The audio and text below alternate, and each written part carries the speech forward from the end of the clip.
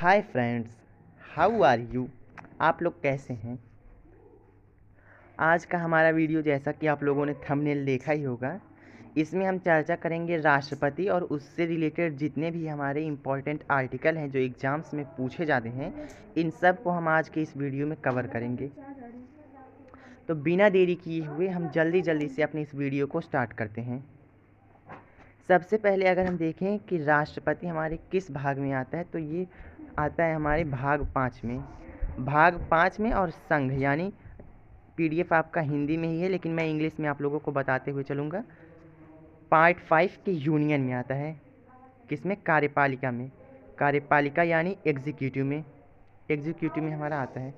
अब सबसे पहले अगर हम बात करें, आर्टिकल आपका है 52। भारत का एक राष्ट्रपति होगा, यानी भारत के राष्ट्रपति के बारे में बताया गया है कि भारत का एक राष्ट्रपति होगा जो कि भारत का पहला नागरिक होगा और संवैधानिक प्रमुख होगा देश का। इसके बाद फिर आर्टिकल 53 आता है। अनुच्छेद 53 का भाग 1 जो है, संघ की कार्यपालिका शक्ति राष्ट्रपति में निहित होगी और वह इसका प्रयोग इस संविधान के अनुसार स्वयं या अपने अधीनस्थ अधिकारियों के द्वारा करेगा। मतलब राष्ट्रपति की शक्तियों के बारे में बताया गया है। भाग 2 की बात करें, पूर्वगामी उपबंध की व्यापकता पर प्रतिकूल प्रभाव डाले बिना संघ की रक्षा बलों का सर्वोच्च समादेश राष्ट्रपति में निहित होगा और उसका प्रयोग विधि द्वारा विनियमित होगा।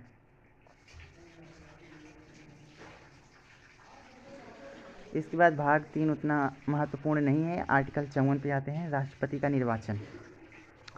राष्ट्रपति का निर्वाचन ऐसे निर्वाचक गण के सदस्य करेंगे जिसमें बताया गया है संसद के दोनों सदनों के निर्वाचित सदस्य और राज्यों की विधानसभा के निर्वाचित सदस्य होंगे। मतलब 54 में राष्ट्रपति के इलेक्शन के बारे में बताया गया है, जिसमें राष्ट्रपति का इलेक्शन कैसे होगा। सभी राज्यसभा के सभी मेंबर रहेंगे, राज्यसभा के, लोकसभा के सभी मेंबर रहेंगे और सभी राज्यों की विधानसभा के मेंबर रहेंगे। साथ ही साथ दिल्ली और पौंडीचेरी दो ही यूनियन टेरिटरी ऐसी हैं जिनमें विधानसभा है, तो इन दोनों के भी मेंबर्स होंगे।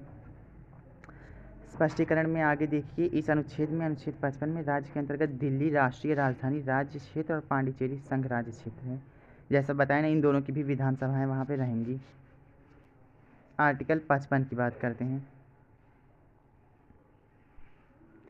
55 है राष्ट्रपति के निर्वाचन की रीति। जहाँ तक साध्य हो, राष्ट्रपति के निर्वाचन में भिन्न भिन्न राज्यों के प्रतिनिधियों का मापमान में एकरूपता होगी।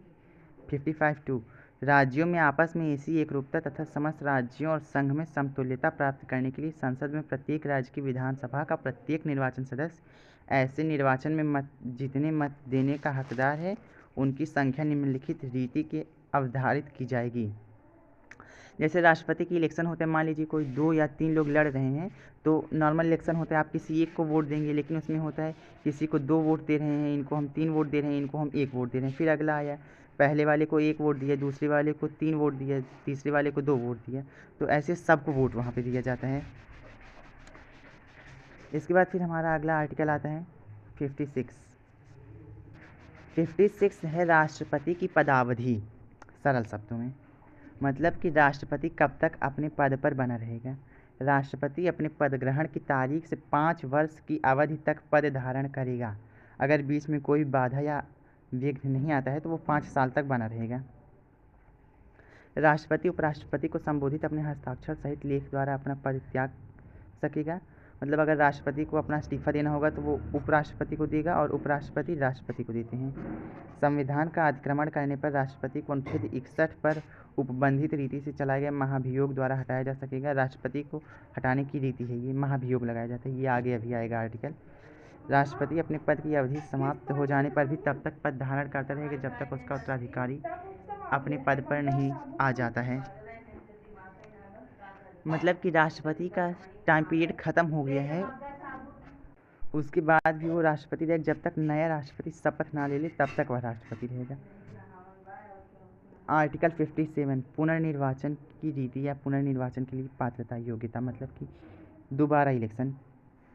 कोई व्यक्ति जो राष्ट्रपति के रूप में पद धारण करता है या कर चुका है, इस संबंध के अन्य उपबंधों या अधीन रहते हुए पद के लिए पुनर्निर्वाचन का पात्र होगा।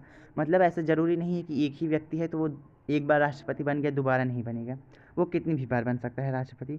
पुनर्निर्वाचन के लिए वो दोबारा री इलेक्शन के लिए वो हमेशा एलिजिबल होगा।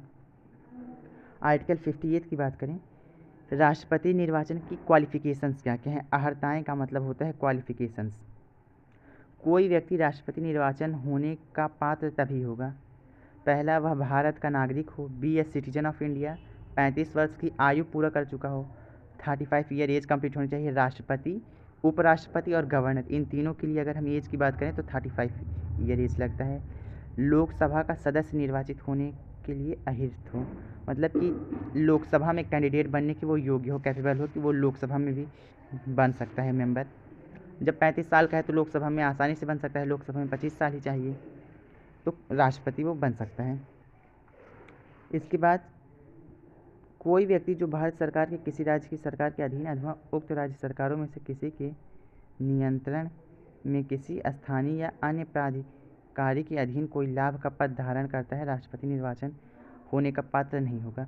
मतलब ये जो इतनी लंबी लाइन लिखी है इसका मतलब सीधा सा ये हुआ कि पहले तो 3 आपने पढ़ा, एक तो 35 वर्ष की एज होनी चाहिए, भारत का नागरिक हो, सिटीजन ऑफ इंडिया, इसके अलावा लोकसभा का मेंबर बनने के योग्य हो, और ये चौथा जो इतना लंबा चौड़ा लिखा है इसका मतलब ये हुआ कि किसी लाभ के पद पे कोई सरकारी नौकरी ना कर रहा हो, लाभ के पद पर ना हो।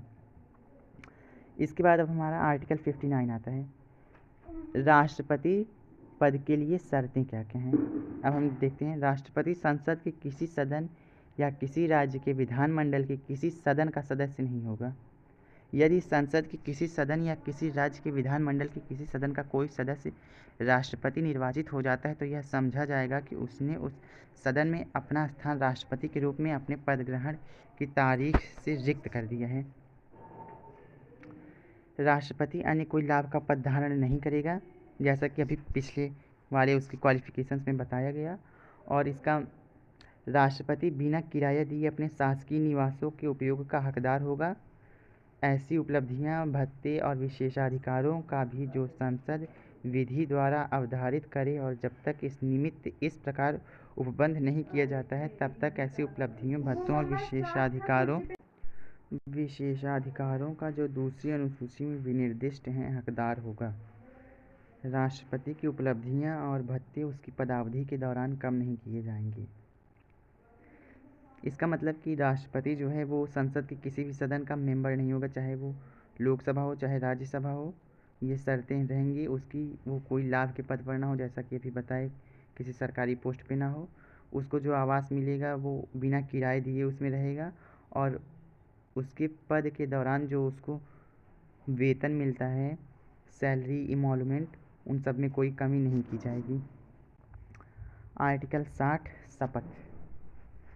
प्रत्येक राष्ट्रपति और प्रत्येक व्यक्ति जो राष्ट्रपति के रूप में कार्य कर रहा है या उसके कृत्यों का निर्वहन कर रहा है, अपना पद ग्रहण करने से पहले भारत के मुख्य न्यायमूर्ति या उनकी अनुपस्थिति में उच्चतम न्यायालय के उपलब्ध ज्येष्ठतम न्यायाधीश के समक्ष निम्नलिखित प्रारूप में शपथ लेगा या प्रतिज्ञान करेगा और उस पर अपने हस्ताक्षर करेगा। कि आर्टिकल 60 शपथ जो है, शपथ में वो राष्ट्रपति को शपथ दिलाया जाएगा, और सुप्रीम कोर्ट का चीफ जस्टिस ऑफ इंडिया जो है, चीफ जस्टिस ऑफ इंडिया वर्तमान में हमारे कौन है, जस्टिस संजीव खन्ना जी। जस्टिस संजीव खन्ना हमारे चीफ जस्टिस हैं। इनके द्वारा राष्ट्रपति को शपथ दिलाएगा, इनके द्वारा नहीं, मतलब जो कोई भी इस पद पे होगा वो राष्ट्रपति को शपथ दिलाएगा। आगे शपथ की लाइन लिखी है, अगर आप लोग जानना चाहें, कि मैं अमुक ईश्वर की, मतलब मैं राष्ट्रपति के रूप में ईश्वर की शपथ लेता हूँ कि मैं श्रद्धापूर्वक भारत के राष्ट्रपति के पद का कार्यपालन करूँगा तथा अपनी पूरी योग्यता से संविधान और विधि का परिरक्षण, संरक्षण और प्रतिरक्षण करूँगा, और मैं भारत की जनता की सेवा और कल्याण में निरत रहूँगा। ये राष्ट्रपति का शपथ है जिसे चीफ जस्टिस ऑफ इंडिया दिलाता है, उसके बाद राष्ट्रपति साइन करता है। इसके बाद हमारे राष्ट्रपति का आर्टिकल आता है जो सबसे इम्पोर्टेंट, जो सबसे ज़्यादा बार परीक्षाओं में पूछा जाता है, वो है आर्टिकल 61। मतलब राष्ट्रपति पे महाभियोग लगाया जाएगा, जैसा भी मैंने पिछले वाले आर्टिकल में बताया था, उसको हटाने की प्रक्रिया जो है महाभियोग की, उसके बारे में कि कब कब महाभियोग लगाया जाएगा। जब संविधान के अतिक्रमण के लिए राष्ट्रपति पर महाभियोग चलाना हो तब संसद में कोई सदन आरोप लगाएगा। मतलब महाभियोग जो है राष्ट्रपति पे, ये लोकसभा में भी लगाया जा सकता है, राज्यसभा में भी लगाया जा सकता है। और ये कब लगाया जाएगा, मतलब ऐसा कोई आरोप तब तक नहीं लगाया जाएगा जब तक कि ऐसा आरोप लगाने की प्रस्थापना या किसी ऐसे संकल्प में अंतर्विष्ट नहीं है जो कम से कम 14 दिन की लिखित सूचना दिए जाने के पश्चात प्रस्तावित किया गया है, जिस पर सदन की कुल संख्या के कम से कम 1/4 सदस्यों ने हस्ताक्षर कर आशय प्रकट की है। मतलब कि राष्ट्रपति पे महाभियोग लगाने से 14 दिन पहले राष्ट्रपति को ये सूचित करना होगा कि हम आपके खिलाफ जो है महाभियोग लगा रहे हैं। महाभियोग को कहते हैं इम्पीचमेंट इंग्लिश में, इंग्लिश वाले बच्चों के लिए। और उस पर जिस भी सदन में उसे पारित किया जाएगा, मतलब एनी हाउस, लोकसभा और either it is Rajya Sabha, 1/4 of the member जो हैं 1/4 मेंबर्स का उस पर हस्ताक्षर होना चाहिए। मतलब 1/4 मेंबर सहमत होने चाहिए कि हाँ राष्ट्रपति को हटाया जाए। दूसरा, उस सदन की कुल सदस्य संख्या के कम से कम 2/3 बहुमत द्वारा ऐसे संकल्प पारित नहीं किया गया है। मतलब 2/3 2/3 लोग जो हैं उसको मना कर दें। जब आरोप संसद के किसी सदन द्वारा इस प्रकार लगाया गया है तब दूसरा सदन उस आरोप का अन्वेषण करेगा या कराएगा, और ऐसे अन्वेषण में उपस्थित होने का तथा अपना प्रतिनिधित्व कराने का राष्ट्रपति को अधिकार होगा। मतलब अगर लोकसभा में आरोप लगाया गया, इम्पीचमेंट मोशन पास किया गया है लोकसभा में, तो राज्यसभा में उसको पहले उसकी पुष्टि की जाएगी, उसे चेक किया जाएगा। और राज्यसभा में हुआ है तो लोकसभा में, और इन दोनों ही स्थितियों में राष्ट्रपति को सदन में उपस्थित होना होगा। अगर वो अपने बारे में कुछ कहना चाहे तो वो कह सकता है अपनी सफाई में। अगला क्या है, यदि अन्वेषण के परिणाम स्वरूप यह घोषित करने वाला संकल्प कि राष्ट्रपति के विरुद्ध लगाया गया आरोप सिद्ध हो गया है, आरोप का अन्वेषण करने या कराने वाले सदन की कुल सदस्य संख्या से कम 2/3 बहुमत द्वारा पारित कर दिया जाता है, तो ऐसे संकल्प का प्रभाव उसके इस प्रकार पारित किए जाने की तारीख से राष्ट्रपति को उसके पद से हटना होगा। मतलब पहले 1/4 मेंबर जो हैं वो लोग इम्पीचमेंट मोशन को ले आए, और फिर उसको अन्वेषण यानी उसकी पुष्टि 2/3 मेंबर जो हैं उसको कहें कि हाँ जिस भी सदन में वो पास किया जाए कि हाँ ये जो है ये सही है, तो राष्ट्रपति को उसी वक्त उसके पद से हटना पड़ेगा। ये महाभियोग है। वैसे इतना सब कुछ नहीं पूछेगा आपके एग्ज़ाम में। अगर स्मॉल वनडे एग्ज़ाम हुआ, वनडे एग्ज़ाम में आप लोग सिर्फ इतना याद रखिए, उसमें जो वनडे एग्ज़ाम में पूछता है डायरेक्ट कि आर्टिकल 61 किससे संबंधित है, तो आर्टिकल 61 जो है ये हमारे राष्ट्रपति से संबंधित है। और इसमें होता क्या है, महाभियोग, राष्ट्रपति को हटाने की प्रक्रिया, महाभियोग। इसके बाद हमारा अगला आर्टिकल एक और आता है 62, राष्ट्रपति के पद में रिक्ति को भरने के लिए निर्वाचन करने का समय और आकस्मिक रिक्ति को भरने के लिए निर्वाचन व्यक्ति की पदावधि।